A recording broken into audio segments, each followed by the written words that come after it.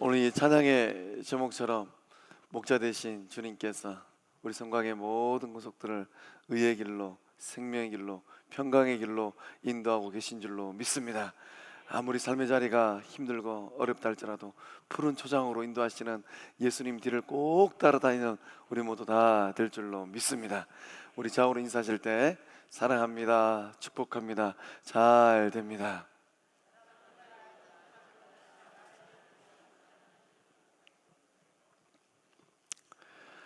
오늘이 이제 8월 마지막 주일입니다. 이제 무더운 여름도 다 지나갔습니다. 이제 9월이 오는데 9월이 오면 열매들이 탐스럽게 잘 익어갑니다. 우리 성곽의 모든 구석들도 사랑의 열매, 축복의 열매, 형통함의 열매를 잘 맺어가는 복된 삶들 다 될 줄로 믿습니다. 오늘 말씀의 제목이 거룩한 땅에서 신을 벗으라입니다. 마음 같아서는 오늘 예배만큼이라도 신을 다 벗으십시오, 신을 벗고 예배합시다, 이렇게 말씀드리고 싶어요. 성곽의 모든 구석들, 그 삶의 자리가 하나님의 임재하심의 역사함이 있는 거룩한 땅들인 줄로 믿습니다. 하나님 만나는 거룩한 곳에서 하나님께서 모세에게 신을 벗으라 라고 말씀하셨습니다. 신을 벗고 생명의 주인 되시고 역사의 주인 되시고 우리의 삶의 주권자 되시는 하나님 만나는 성곽의 모든 구석들 다 될 줄로 믿습니다.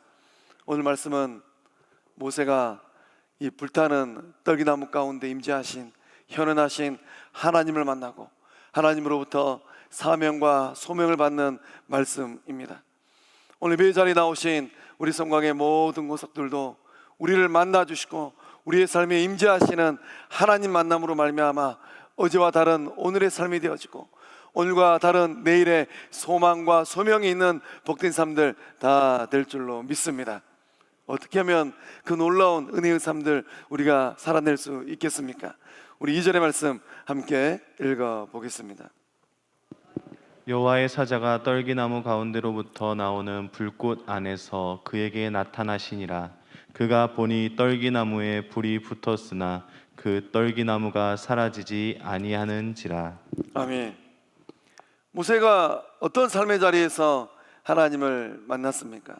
모세는 이 아버지 장인 이드로의 양을 치면서 또 양을 인도하며 가던 그 호렙산에서 불타는 떨기나무 가운데 나타나신 하나님을 만났습니다. 우리 성곽의 모든 구석들도 하나님을 그 삶 속에서 만나는 은혜를 받아 누리게 될 줄로 믿습니다. 그래서 이제 모세가 이 양을 데리고 이 광야 호렙산에 가서 보니까 이 떨기나무 가운데 불이 붙었어요. 그러면 나무가 홀라당 타버려야 되는데 나무가 타지 않는 겁니다. 이 떨기나무는 어떤 나무이겠습니까? 떨기나무는 이 보잘것없는 관목이라고 해요. 가시떨기, 가시덤불이라고 합니다. 그러니까 하나님은 귀하고 값비싼 백향목처럼 아름드리한 나무를 통하여서 모세를 만나지 않으셨습니다. 사람들의 이목을 끌게 아무것도 없는 이 떨기나무를 통하여서 하나님은 임재하셨고 모세를 만나셨습니다. 그래서 떨기나무는 이 불쏘시개로 쓰면 딱 좋은 나무라고 해요. 값어치가 전혀 없는 그저 이 광야에 널브러져 있는 나무들 중에 하나라고 합니다. 하나님의 임재는 어디에 있는 것입니까? 하나님의 임재하심은 어디에 나타나고 있는 것입니까?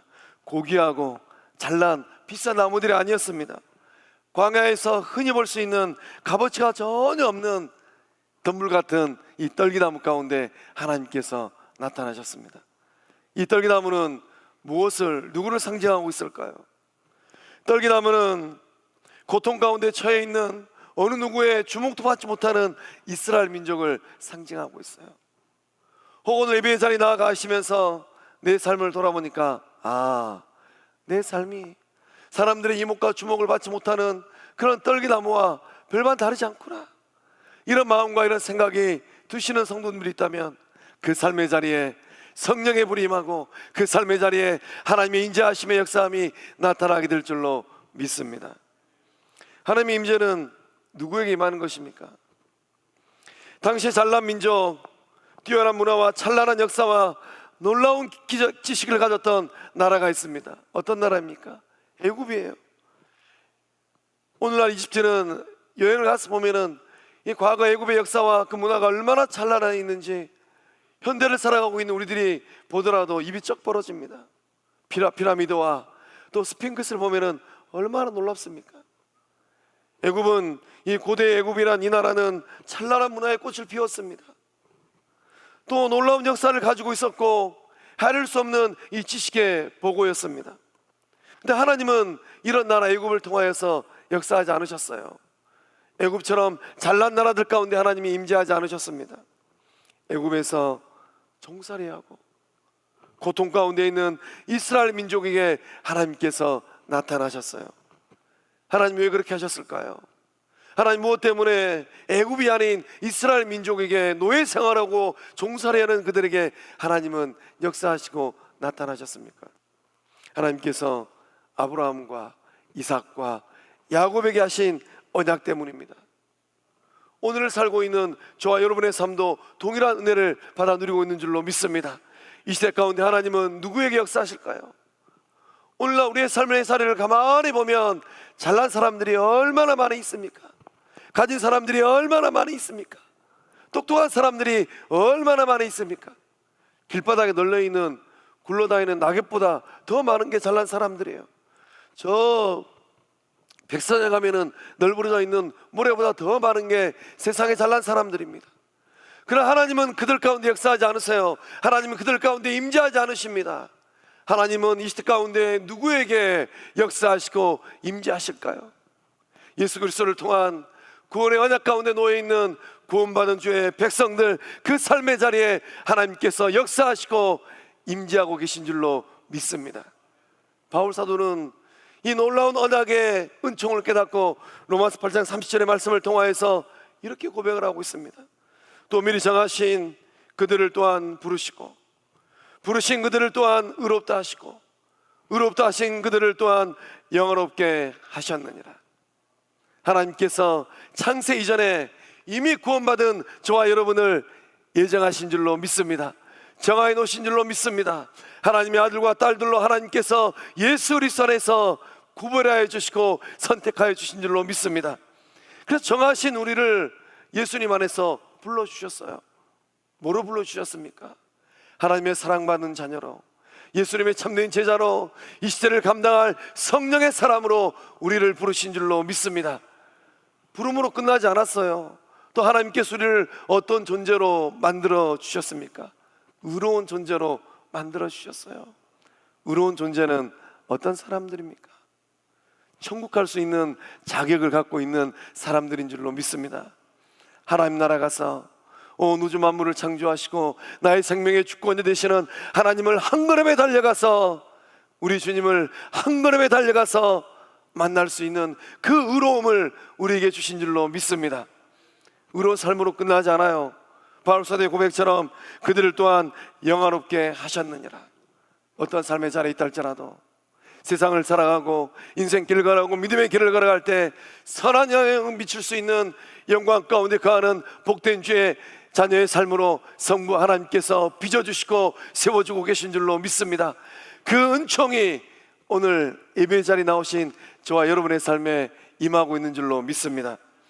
이 볼품없는 이 떨기나무에 하나님의 불이 붙었어요. 하나님의 불이 붙은 이유가 무엇이겠습니까? 아무리 볼품없는 나무라 할지라도 하나님께서 역사하시고 하나님께서 임재하실 때 쓰임받는 도구가 될 줄로 믿습니다. 우리들의 삶도 마찬가지예요. 세상 살아가면서 내세울 거 없을 수도 있습니다. 자랑거리가 없을 수도 있어요. 그러나 하나님의 임재하심과 하나님의 불이 임할 때 불타는 떨기나무처럼 생명의 빛을 비추이고 사망과 어둠의 권세를 깨트리고 구원과 생명의 역사를 일으키는 주의 의의 도구로 다 쓰임받는 복된 삶들 될 줄로 믿습니다. 중요한 것은 무엇입니까? 불타는 떨기나무인가 아닌가 하는 거예요. 내 인생과 내 삶의 자리에 하나님의 임재하심이 있고 성령의 불이 내 삶 가운데 타고 있는가 하는 것입니다. 오늘 예배 자리에 나오신 성광의 모든 권속들은 불타는 떨기나무 같은 존재들인 줄로 믿습니다. 옆에 있는 분 보고 인사할 때 불타는 떨기나무입니다.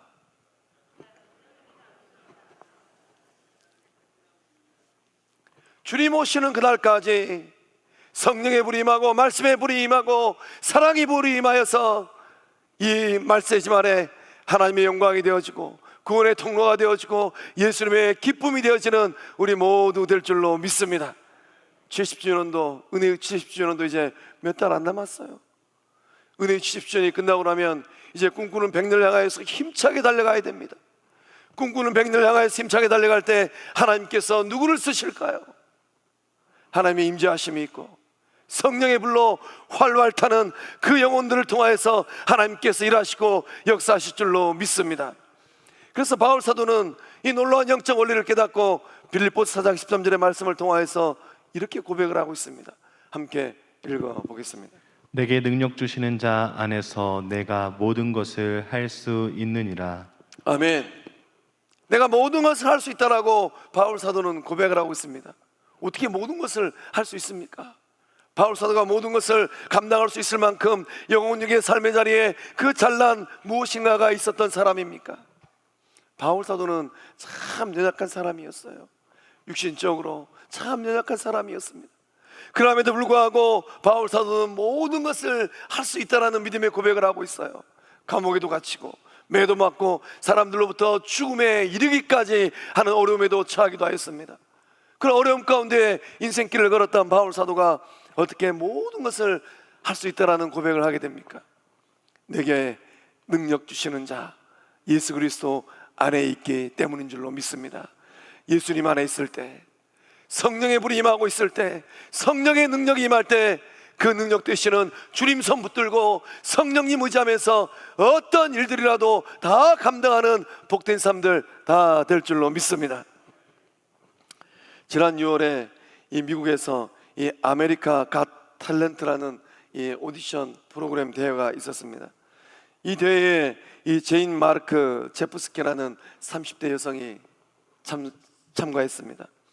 이 제인이라는 여성은 바람이 훅 불면 날아갈 것처럼 아주 가냘픈 여성입니다. 이 자작곡을 가지고 이 대회에 참가했습니다. 그 노래 제목이 무엇이냐면은 It is okay예요. 우리말로 하면은 괜찮다라는 뜻입니다. 이 노래를 얼마나 잘 불렀던지 심사위원들이 이 시즌 동안에 단 한 번 누를 수 있는 골든 버전을 딱 눌렀어요. 그래서 이 영상으로 보았던 것처럼 막 금가루가 막 떨어지는 그런 영광을 누렸습니다. 이 골든 버전을 받고 이제 이 예선전이 아주 치열한데 이 치열한 예선전을 거치지 않고 바로 이제 준결승으로 갑니다. 그뿐만 아니라 이 미국의 MBC 방송국 생방송 이 무대에 출연할 수 있는 특권도 얻게 되었어요. 노래를 부르기 전에 이 제인이라는 30대 여성이 심사위원들에게 자신의 삶을 또 고백을 합니다. 오늘 제가 부를 노래는, 이 노래는 저의 마지막 해 노래일지도 모르겠습니다. 30대 젊은 사람이, 앞길이 창창한 이 젊은 30대 사람이 심사위원들 앞에서 올해가 저의 마지막 해가 될지도 모르겠습니다, 이렇게 얘기를 하니까 심사위원들이 깜짝 놀랐습니다. 그래서 이제 이야기를 가만히 들어보니까 이 제인이라는 여성은 암 투병 중이에요. 그것도 암 3기를 경험하고 있는 것입니다. 그래서 이제 암세포가 전이가 돼가지고 폐로, 간으로, 척수까지 암세포가 퍼져버렸다는 거예요. 그러니 이 여인의 삶이 얼마나 힘들고 어렵겠습니까? 그래서 이 제인이라는 여성이 It is okay라는 이 노래를 불렀는데 대부분의 가사가 It is okay예요. 계속 It is okay를 반복하고 있습니다. 그 가사를 쭉 보면서 제가 도전받은 게 있어요. 지금 길을 잃었습니다. 우리도 마찬가지입니다. 그러니까 괜찮아요. 지금 길을 잃었습니다. 우리도 마찬가지입니다. 가끔 길을 잃어도 괜찮습니다. It is okay라는 거예요. 코로나 시대를 지나가면서 성곽교회를 섬기면서 부임하고 한 달 뒤에 코로나가 터졌어요. 지금 코로나 길을 걸어가면서 한국교회도 또 우리 성도님들도 앞에 있는 최 목사도 가끔씩 길을 잃어버릴 때가 있어요. 그래서 저는 이 여인이 부른 참 믿음 좋은 하나님의 딸입니다. 리버트 신학교를 다녔고 그 암투병을 하면서 하나님을 붙들고 이 노래를 만들었다는 거예요. 이 노래를 들으면서 아, 그렇구나. 때론 이 코로나의 길을 걸어가면서 삶이 암담하고 어렵고 또 두려움 가운데 길을 잃어버릴 수도 있겠구나. 내 뜻처럼 잘 되지 않아 해서 앞에 캄캄한 삶의 자리에 놓일 수도 있겠구나. 그때 우리의 마음 가운데 성령이 들려주시는 소리가 있습니다. It is okay라는 거예요. 내 계획처럼 잘 안 될 때도 있습니다. 성령 하나님이 들려주는 소리가 있습니다. It is okay라는 거예요. 자식들 키워가면서 내 마음처럼 잘 되지 않아요. 그때 우리 주님이 들려주는 소리가 있습니다. It is okay라는 겁니다. 오늘 성곽의 모든 권속들이 불타는 떨기나무 같은 하나님의 사람 됨으로 말미암아 인생길 걸어가고 믿음의 길을 걸어갈 때 어떤 어려움 앞이라 할지라도 우리의 마음 가운데 말씀하시는 It is okay, 성령의 음성을 들음으로 말미암아 넉넉하게 이겨내는 주의 백성들 다 될 줄로 믿습니다. 죄인은 절망적인 상황에서 이 노래를 만들고 불렀습니다. 그럼에도 불구하고 절망하지 아니하고 희망의 노래를 부를 수 있었던 이유는 무엇이겠습니까? 생명의 주인 되신 하나님, 보잘것없는 떨기나무 가운데 임재하셔서 불타게 하셨던 그 하나님께서 능력과 소망과 희망을 주셨기 때문인 줄로 믿습니다. 무능한 자에게 셈을 주시는 하나님께서 죄인과 함께하였기 때문인 줄로 믿습니다. 노래가 끝나고 나서 이 죄인 마르크 제프스키는 이런 고백을 하였습니다. 지금 저의 생존 확률은 2%입니다. 의사들도 이미 사망 선고를 했다라는 거예요. 하지만 0%는 아닙니다. 2%는 대단한 것입니다. 저는 사람들이 그것이 얼마나 놀라운 것인지 알았으면 좋겠습니다. 힘들겠지만 생존 2% 이상이라면 힘을 내십시오. 사랑하는 성곽의 성도 여러분, 내 스스로 내 인생을 바라볼 때 볼품없는 삶이구나, 어느 누구도 주목하고 있지 않구나, 아, 여기서 내 인생이 끝날 수도 있겠구나, 막막한 앞일을 어떻게 헤쳐나갈까, 이런 염려와 좌절과 두려움 가운데 놓여있는 주의 백성들이 있습니까? 이 시간 성령께서 말씀하십니다. It is okay. 성령 하나님께서 2%의 가능성을 넘어서 10%게 하시고 10%의 가능성을 넘어서 20%게 하시고 30%게 하시는 놀라운 생명의 역사함이 불타는 떨기나무 가운데 역사하시는 하나님 만날 때 그 삶의 자리에 임하게 될 줄로 믿습니다. 하나님께서 떨기나무에서 모세를 부르신 이유는 무엇이겠습니까? 우리 8절의 말씀을 함께 읽어 보겠습니다. 내가 내려가서 그들을 애굽인의 손에서 건져내고 그들을 그 땅에서 인도하여 아름답고 광대한 땅, 젖과 꿀이 흐르는 땅, 곧 가나안 족속, 헷 족속, 아모리 족속, 브리스 족속, 히위 족속, 여부스 족속의 지방에 데려가려 하노라. 아멘. 하나님께서 이 불타는 떨기나무를 통하여서 모세를 부르는 것은 분명한 목적이 있었기 때문입니다.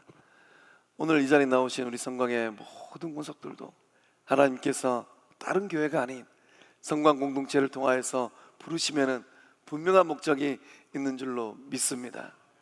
하나님은 무엇 하시려고 모세를 부르셨을까요? 그것도 모세 인생 여정이 지금 80입니다. 인생이 곧 끝날 것 같아요. 하나님께서 좀 젊은 나이에 모세를 부르시지, 인생이 끝나는 그 시점 80에 모세를 불렀습니다. 하나님께서 모세를, 이 인생의 끝자리에 서 있는 모세를 부르신 이유가 무엇일까요? 이스라엘 백성들의 이 고통의 문제를 해결하라고 하나님은 모세를 부르셨습니다. 근데 왜 하나님은 모세를 좀 더 일찍 부르지 않으셨을까요? 하나님께서 모세를 젊은 40이나 50이나 60 아니면 70대에 부르지 아니하고 80에 모세를 부르신 이유가 무엇일까요? 모세는 그 이전에 하나님 말씀 앞에 온전히 순종할 마음의 준비가 되지 않았던 것 같습니다. 80이 되니까 이제는 많은 사람들이 주목하지 않아요. 자기를 알아보는 사람들도 없습니다. 애굽의 왕자로 살았던 그 화려함도 사라져 버렸어요. 이제는 기껏해야 양들이나 먹이고 키워내는 목동의 신세입니다. 인생길 걸어가면서 단맛 쓴맛 다 경험하였어요. 그 삶의 자리에서 내가 붙들 수 있는 것은 하나님 줄밖에 없구나. 그 마음 가운데 그 고결한 깨달음이 이제 그 자리에서 임하게 된 것입니다. 하나님은 하나님께 선택한 백성들의 고통을 알고 계십니다. 이스라엘 백성들이 애굽 땅에서 어떤 고통 가운데 있는지 하나님은 정확하게 알고 계셨어요. 그래서 말씀을 보니까 하나님께서 보고 듣고 알고 계신다라고 말씀하셨습니다.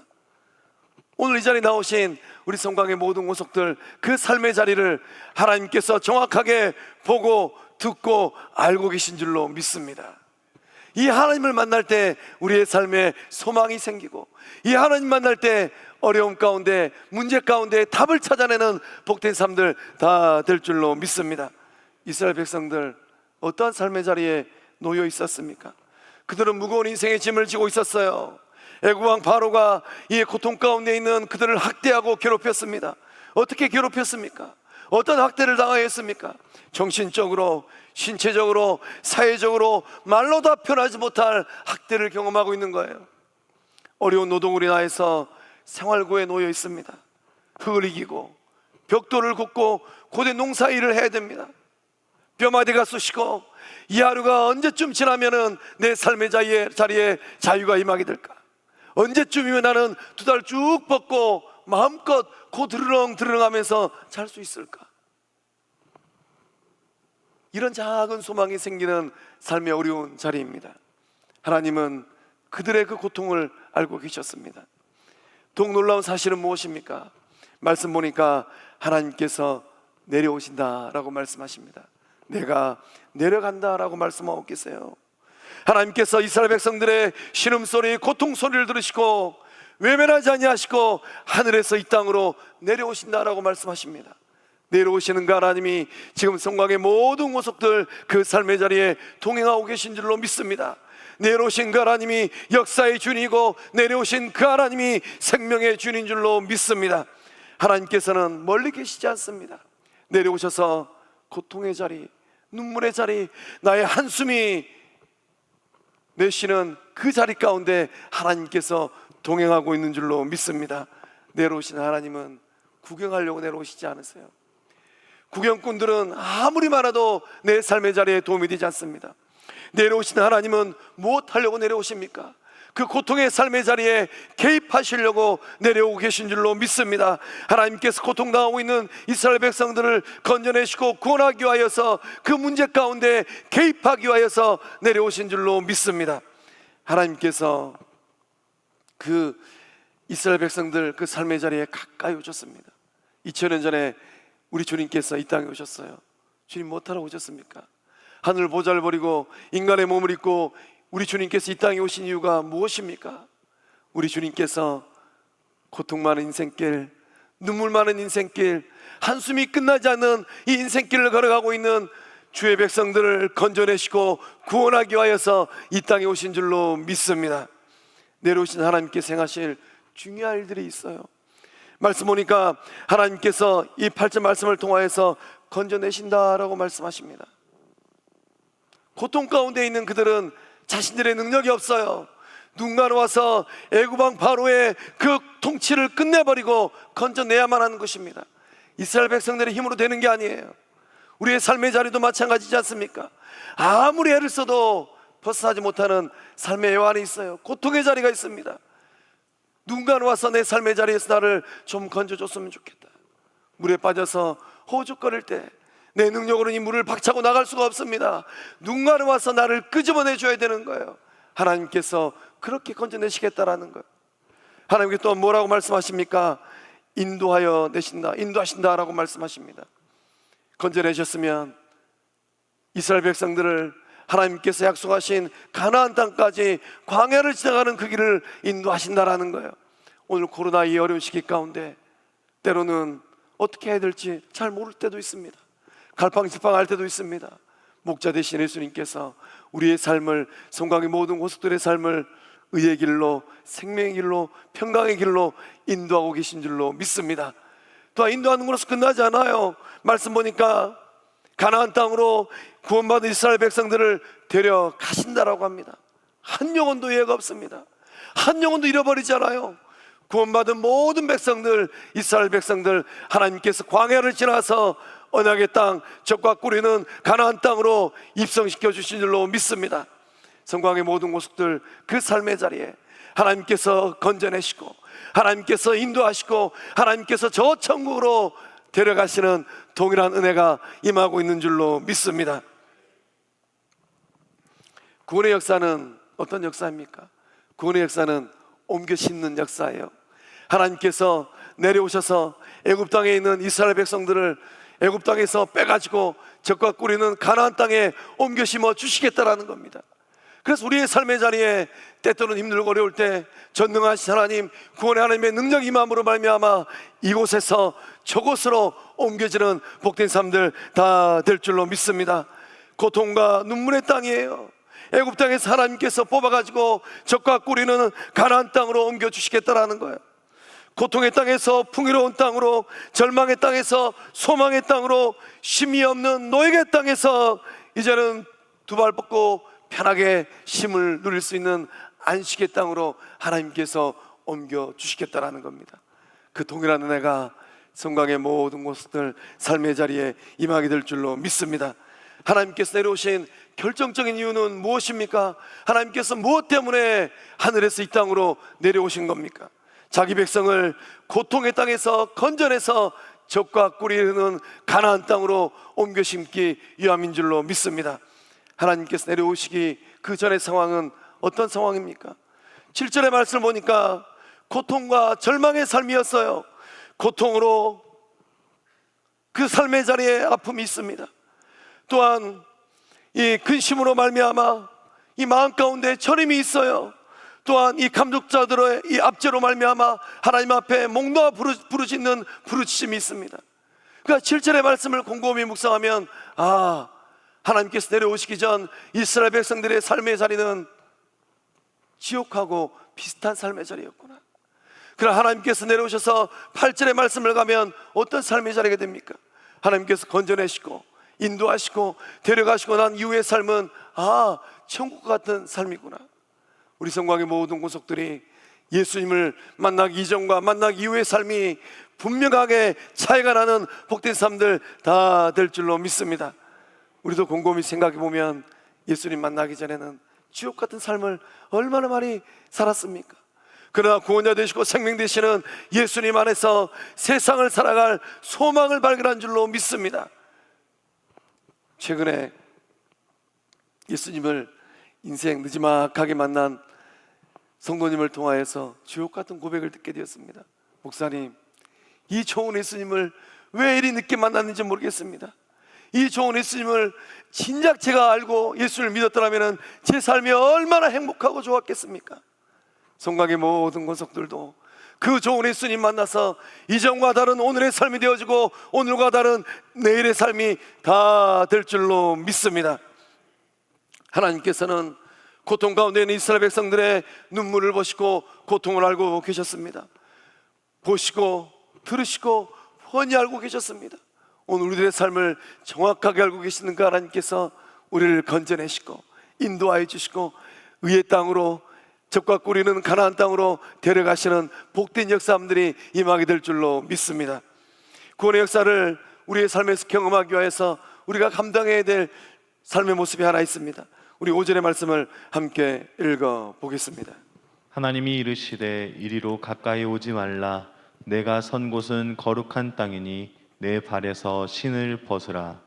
아멘. 모세가 불타는 떨기나무를 보고 호기심이 생겼습니다. 다른 나무들은 불이 붙으면 다 타버리는데 저 떨기나무는 왜 타지 않을까? 이런 호기심을 가지고 이 떨기나무를 살펴보기 위해서 한 걸음 한 걸음 가까이 다가섰습니다. 오늘 주의 전에 나온 우리 성곽의 모든 모석들이 하나님의 영광을 바라보면서 십자가 앞에 한 걸음 한 걸음 더 가까이 다가서는 주의 사람들 다 될 줄로 믿습니다.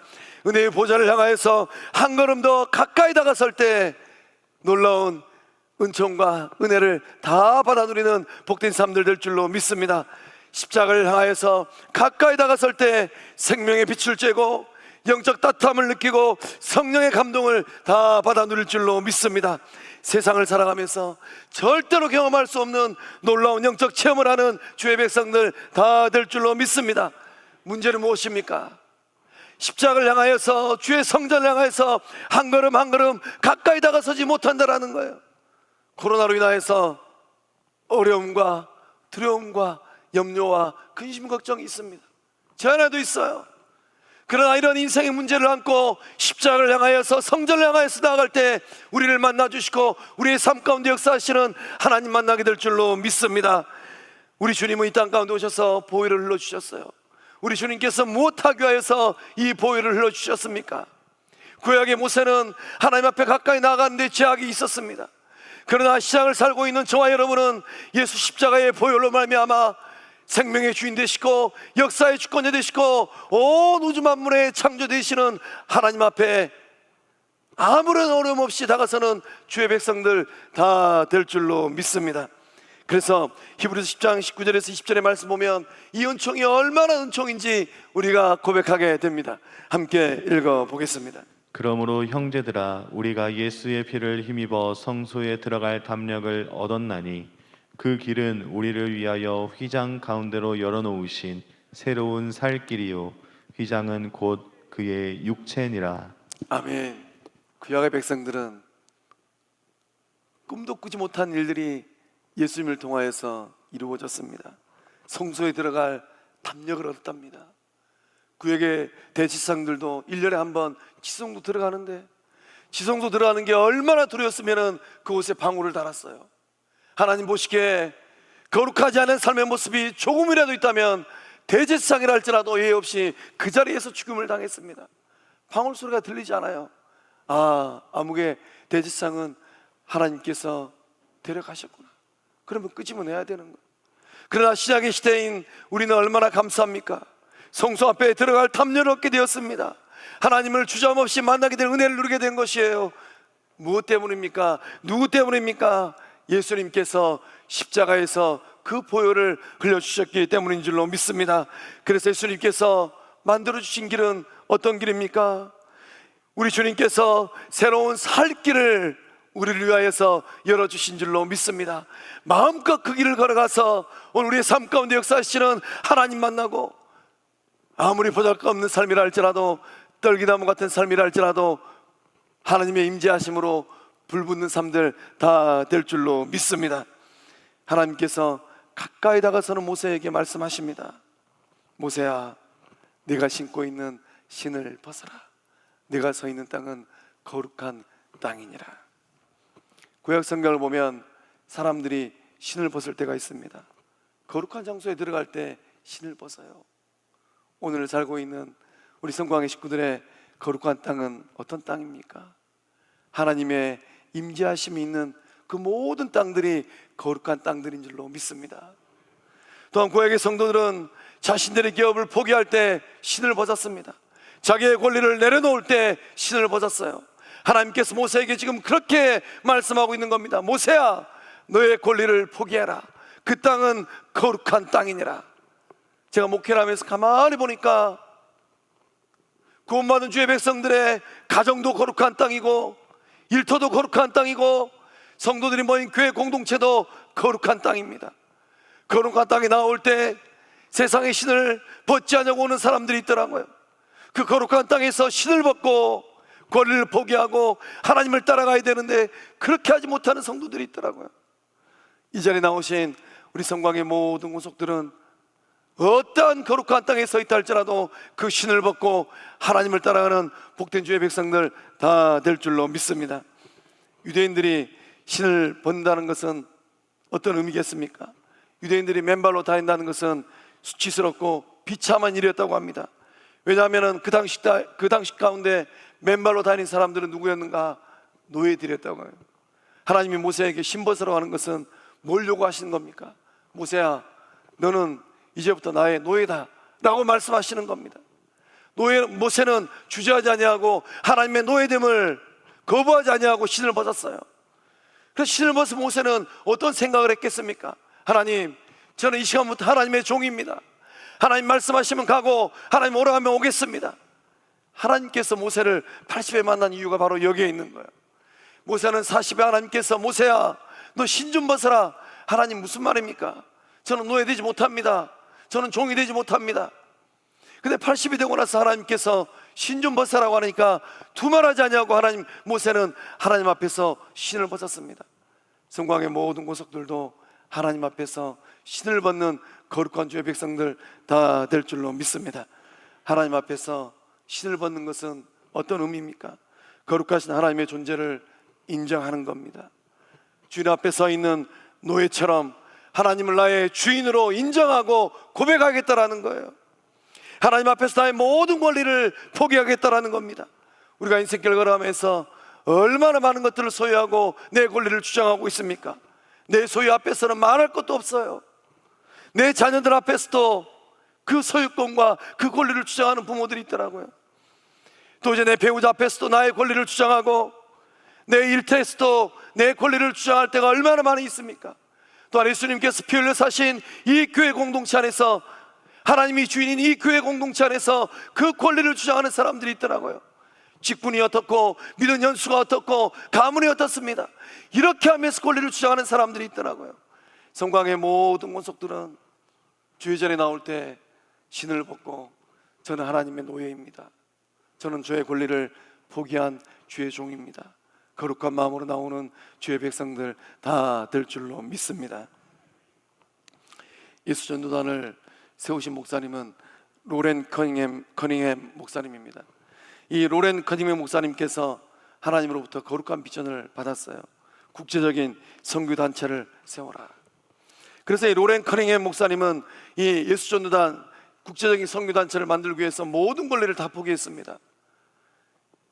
교단으로부터 탈퇴해서 교단 안에 있으면은 얼마나 많은 것들을 보장받습니까? 그것도 포기했어요. 또 이제 고모님께서 목사님에게 많은 돈을 벌 수 있는 사업을 같이 하자고 제안했습니다. 그 사업 제안도 포기했습니다. 그래서 목사님에게 남아있는 것이라고는 이제 평생 한 길 가도록 하나님께서 짝지어 주신 사모님, 달린 사모님 뿐이었어요.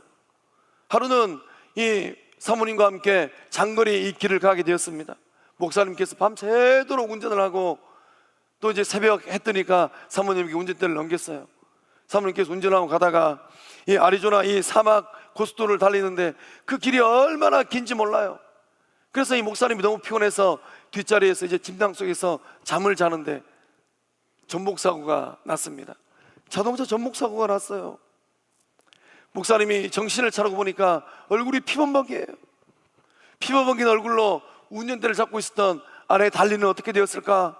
그리고 이 고통의 몸을 가지고 사모님을 찾았습니다. 사모님을 딱 끌어안아 보니까 이미 호흡은 멈췄어요. 동공은 확장된 채 온 몸이 고정되어 있었습니다. 목사님이 생각하기를 아내가 이미 사망했구나, 이미 죽었구나.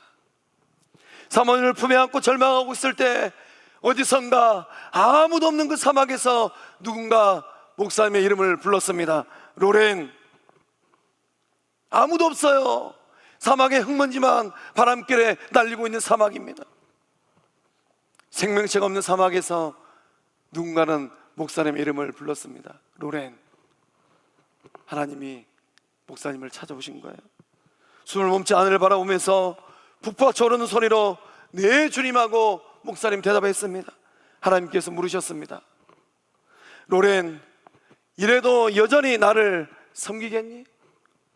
눈물 가득 고인 얼굴로 목사님 대답하시기를, 예 주님, 그래도 당신을 섬기겠습니다. 이제 제 인생에 남은 것이라고는 이 목숨밖에 없습니다. 이 목숨 역시 당신께서 원하신다면 드리겠습니다. 그 대답을 듣고 주님께서 말씀하셨습니다. 달린을 위해서 기도해라. 주님의 음성을 듣기 전에는 아내 달린 사모님이 이미 죽었다라고 생각했습니다. 기도할 엄두를 내지 못했습니다. 그러나 하나님의 음성을 듣고 간절히 하나님의 법 들여 목 놓아 기도하기 시작했습니다. 있는 힘을 다해 생명의 주권 되신 하나님 앞에 엎드려 기도했습니다. 어떻게 되었을까요? 1번, 달린 사모님께서 천국 가버리셨다. 2번, 달린 사모님께서 기적적으로 살아나셨다. 몇 번입니까? 믿음의 고백대로 된 줄로 믿습니다. 하나님께서 놀라운 기적과 능력으로 달린 사모님을 살려내셨습니다. 목사님은 이 교통사고를 통하여서 중요한 영적 원리 하나를 깨달았습니다. 하나님 앞에서 내 권리를 포기할 때, 내 권리를 내려놓을 때, 하나님, 이 목숨도 이제는 하나님 것입니다. 달라 하면 드리겠습니다. 내 권리를 포기할 때 능력의 하나님께서 내 삶 가운데 나타나시고 역사하시는구나. 사랑하는 성령의 성도 여러분, 하나님은 모세에게 거룩한 땅이니 내 발에서 신을 벗어라라고 말씀하셨습니다. 어떠한 삶의 자리에 있다 할지라도 거룩한 땅 가정에서, 거룩한 땅 일터에서, 거룩한 땅 주의 전에서 여러분의 신을 벗으십시오. 저는 하나님의 종이고 노예입니다. 저의 권리를 포기합니다. 고백할 때 하나님의 능력이 많은 복된 삶들 다 될 줄로 믿습니다. 기도하겠습니다. 살아계신 하나님, 떨기나무처럼 볼품 없을지라도 자녀 삼아 주심에 감사드립니다. 하나님의 능력으로 세임 얻는 삶이 되게 하여 주시옵소서. 2%의 가능성을 넘어 역사하시는 생명의 예수님 붙들게 하여 주시옵소서. 애굽 땅에서 가나안 땅으로 인도하신 하나님 만나게 하여 주시옵소서. 고통과 절망과 눈물의 자리에서 소망과 희망과 기쁨의 삶으로 옮겨 주시옵소서. 사망의 권세에서 벗어나 생명의 윤택함을 누리게 하여 주시옵소서. 내가 선 곳은 거룩한 땅이니 내 발에서 신을 벗으라 말씀하셨습니다. 이제부터는 거룩한 가정에서, 거룩한 일터에서, 거룩한 교회에서 세상적인 모든 신을 벗게 하여 주시옵소서. 나의 권리를 포기할 때 역사하시는 하나님 만나게 하여 주시옵소서. 붙드심을 믿사옵고 생명의 주권자 되시는 예수님의 이름으로 기도하옵나이다. 아멘.